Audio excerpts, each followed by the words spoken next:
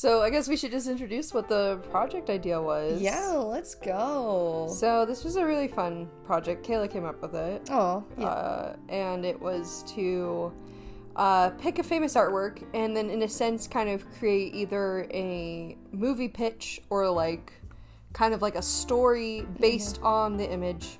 Draw like the character, like the main character design or whatever direction you wanted to take it, and then maybe like some story beats. Or just, like, some expressions, I guess. Yeah, it kind of blew up for me. It was mostly just, like, I thought, oh, like, just draw this as if it was, like, a character, like an animation character. Yeah. And then it became hey, I came up with a whole concept for a story, and so now we're gonna just pitch our concepts based off these famous artworks. And I'm really hoping I did not shame my poor artist. I hope that... No, impossible. No, I don't think it was. It's supposed to be good, so people know what we're talking about. For real. I say that all the time. I say it all the time. Alright. So, I haven't seen yours. I haven't seen yours. Yeah, I'm kind of excited. I'm really curious to see what you did. I picked a really random one. Okay. It's one that I didn't... It's not even, like, on a list of, like, famous artworks. Okay. Not to be like, ooh. No. But, well, do I know it? Maybe not it specifically, if that makes sense. Oh, okay. I think you'll recognize, like, the time period and the artist's style. Fabulous. But, it's not one like, oh, of course, but it's like one of those ones, oh yeah, I think I've seen that. Yeah, I kind of did that too, kind of. Okay. Not, you have seen it. Oh, okay. You have seen it. But it's not one that people would go, oh, famous artworks? Blah, blah, blah, it's this one, you know? Yeah. Like, I didn't choose like a Frida Kahlo. Not that that's a bad choice, but you know, or well, Frida Kahlo exists. Yeah, like what it would would you, feel weird to it would be weird to do, like, especially because it's mostly self-portrait, and then like a Van Gogh self-portrait, like you can't do that. He has some cool, like he has a portrait of his mother that's done all in green. I've seen that in person. That's it's in LA. I know that you didn't choose this one because you had mentioned it was French before. Oh, okay. But Picasso's Blue Period, you could have done the guy with the guitar. I literally thought about it. Really? I didn't even think about it until just now. You know, I have a drawing in my sketchbook. That's right. Yeah, and he's singing. He's singing a handful of songs. Is it Wonderwall? He sings Wonderwall. He sings Sanctuary. From Kingdom Hearts. So you already did this concept. You just didn't know it. I didn't know. He was the sad guy at a party. Yeah. That was the story for him. I love that. Kind of like Little Rick. Yeah. Back in the day. I want to die. I want to die. But it got kind of ruined for me, unfortunately. It's, you know, it's... Fandom can do that sometimes, unfortunately. And adult animation is always a... And then if the creator's a creep. But, you know... Is it the creator or the voice actor? I thought he's co-creator. He's both. Well, we're not going to get into that. Okay. Ugh. What a shame. Death of the author, you know. I don't know. Death of Bachelor. A death of a bachelor.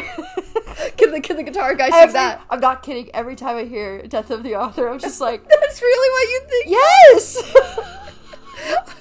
I think of Lindsay Ellis. Cause I get that, but that's like the smart way to think of it. But the song just plays right away. Death of the Author.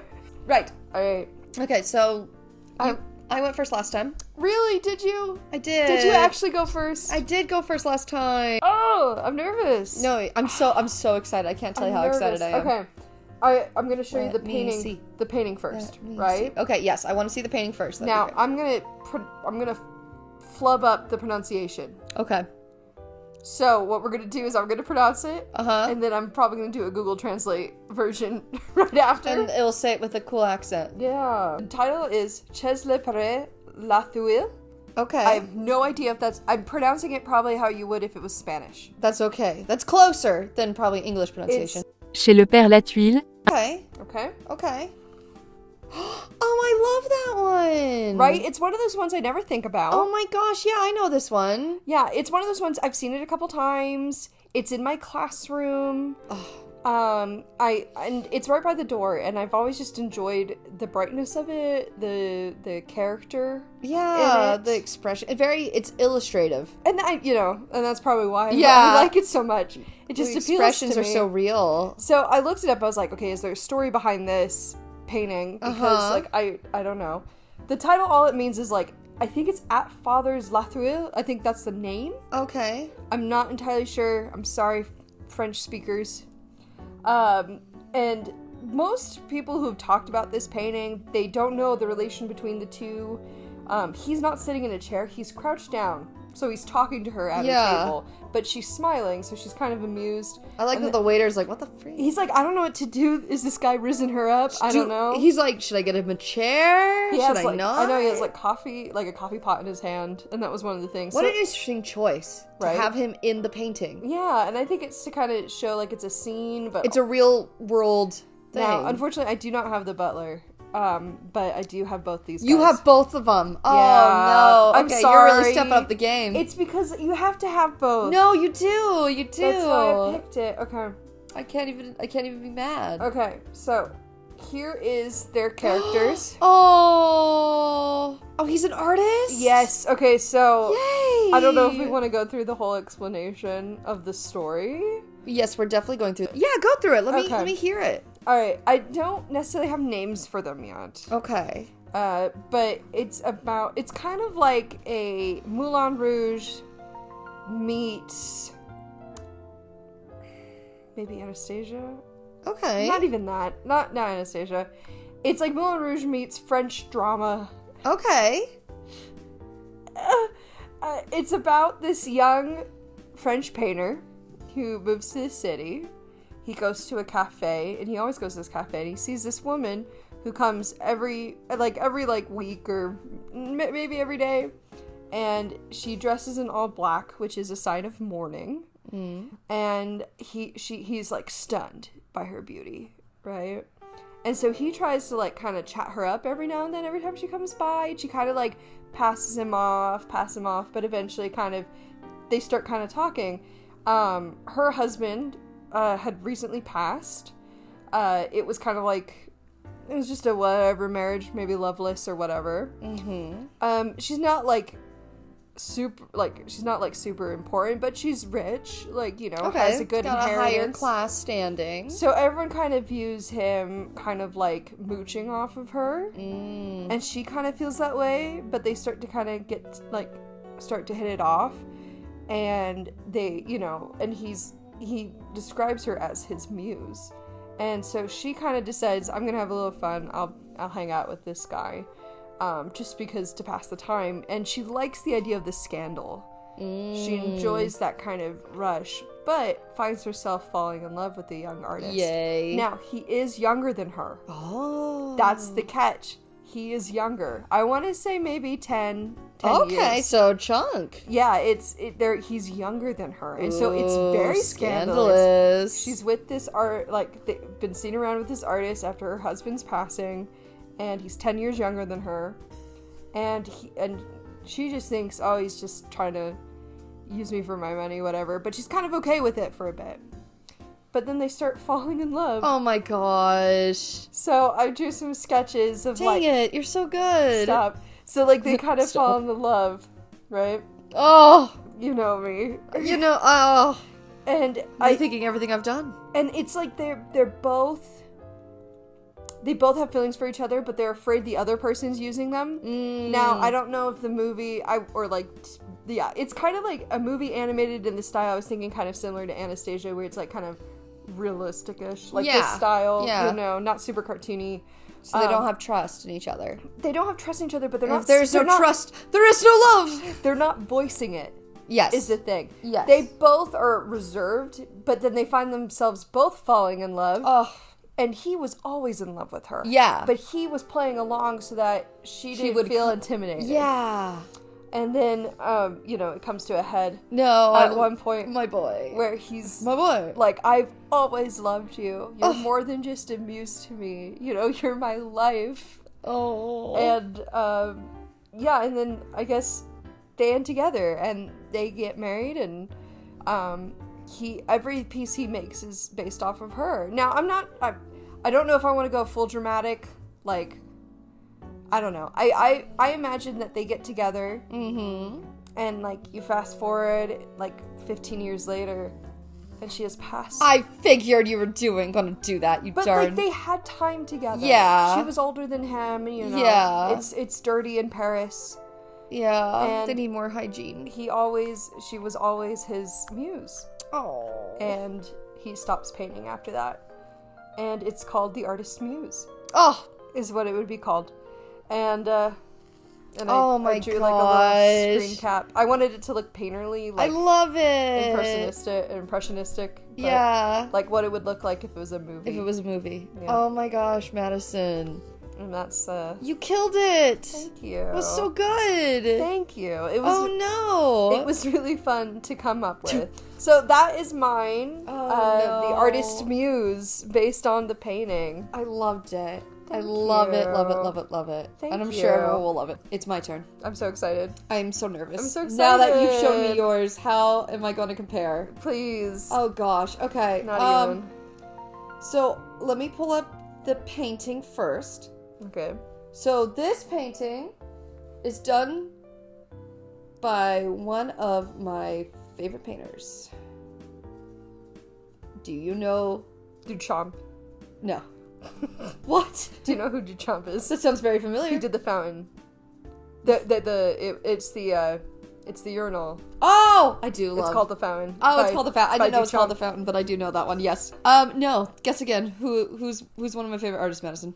Oh, Klimt. It's Gustav Klimt. Of course. So I wanted to do Klimt because I love Klimt, and I feel like out of all the Art Nouveau painters, he kind of gets brushed aside a bit. Really? I don't know. People always know him for one thing, and that's The Kiss. Yeah. Obviously, a classic. But if you were to go, hey, Art Nouveau, people don't bring him up very people much. love the Judith portrait I as do well. love the Judith one. I was gonna think, wait, maybe that's the It's one not you're doing. Judith. Okay. It's not Judith. It's called Hygeia, Okay. and it's this one. Yeah. Mm-hmm. Okay. So a little history on the painting. Didn't know this. Yes. This is a mural. It's on the ceiling of a university in Austria. Oh. It's in their medicine department. Okay. This is part of a much bigger painting. Okay. I will pull up the bigger painting right now. It's right there. So she's right here. Uh-huh. And it's all about health and wellness. Gotcha. You can even see there's a face right here under her hairdress. Uh-huh. A woman pregnant right here. It's about women and health and mortality. Oh, I like the little skeleton up The there. skeleton. Here's a skeleton guy. I like that. Hygeia is the goddess of wellness, health, and hygiene. Mm-hmm. She's the Greek goddess of health. Her father is the Greek god of medicine and the son of Apollo. Gotcha. So, I've always loved this painting. Yeah, it's beautiful. Yeah, I really loved it. Obviously, his use of pattern, everything always, like, clicks so well. He makes it look seamless. Yep. And I went, okay, it's time. Mm-hmm. Here she is. Ooh. I love it. So, the concept, I'll just kind of just explain it. So Hygeia is the goddess of health, right? Mm-hmm. She is born of the father, like the god of medicine, and she's trained under him and her mom, and she does not get to see the outside world. She's training to become a goddess, and when the time comes, she chills out in her father's temple and she helps heal people until one day a father comes in with his sick daughter and asks for a blessing, but he doesn't have enough tribute to get the blessing, and she goes to give him the blessing. Her father's like, nah, he doesn't have enough. He does not get the healing. And this blows her away. She's like, excuse me, no, we're here for healing. We're here to help. And he's like, no, we don't. And she goes, well, I'm gonna show myself, because they kind of hide and do it. And so she shows herself, heals the child, and her father goes like, oh no, you can't do that. And she's like, what? Why would we help people if we can't help everyone? Yeah. And he's like, there's so much more to this world than you understand. And she, like, runs out, goes to see the real world, and sees this huge divide between the people who have nothing and their health and their wellness compared to the people who have plentiful. And she finds out that her father and the rest of the gods have been ignoring these people who have nothing. Gotcha. People who are poor and who are destitute. And so she makes it her goal to help those who have been lost and forgotten. And with the help of Athena, she hides out in Athens and starts a cult. Because this is a real history. There was a cult of Hygeia in Athens. Okay. And so they help and they start to establish almost like a secret healthcare system to help those in need. Nice. And so in the end, she's able to convince the other gods and her father that health and wellness are for everyone and not just for those who give up what they already have plenty of. So it was just because I loved the painting, and then it became this whole other thing. Yeah. I have a few sketches. Oh wait, come back, darling. Where she has her snake. So, Hygeia, her symbols are a bull and a snake. Mm-hmm. Her snake doesn't have a name. It's just known as the snake of, like, wisdom. I named her snake Aphidi, which is derivative from the Greek word of snake. Just because I'm lame and I couldn't think of names. It works. And so she's her familiar. Mm-hmm. And her symbol is still used today for pharmacies. If you ever see a snake with a chalice or a bowl, that is her symbol, and it's still used on pharmacies today. So I'm kind of, especially because there's so much going on with Greek mythology right now, like storytelling wise, and you never get to see these like these unknown gods, because they don't really have like a ton of story to them. It's just like, well, this is what they do.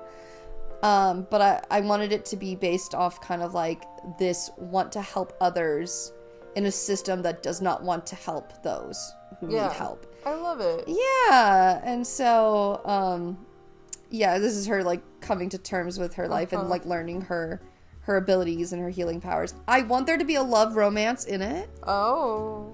I just don't know how to fit that in. I want it to be with a mortal. I want it to be... Wine, always. Right? Because, always. Well, her dad is a product of Apollo and a mortal marriage. That's common. Yeah. And I wanted that to be part of establishing the system in Athens. Mm-hmm. I have no real idea how it ends or how they come to that conclusion, but I love the idea of this young goddess finding herself and becoming the true her, so. Well, that's awesome. Yeah. Well, yay. Not as cool as yours. No, stop. We're not here to compare. They're different. And that's what makes them good. Yeah. Yeah. I love it. Thank you. It's kind of funny how it's like, oh my gosh, yeah, like, that's a fun way to interpret, or like, to expand upon different art pieces. And it's a fun way to, like, kind of really understand, what was the art, what can we take from it, Yeah. And, this was a really fun, it's a really fun project, to kind of get to know a piece a little bit more intimately, and to really think about what could this piece be. Well, thank you. Yeah, thank you. I'm so grateful that we were able to do this. This was so fun. It was really fun.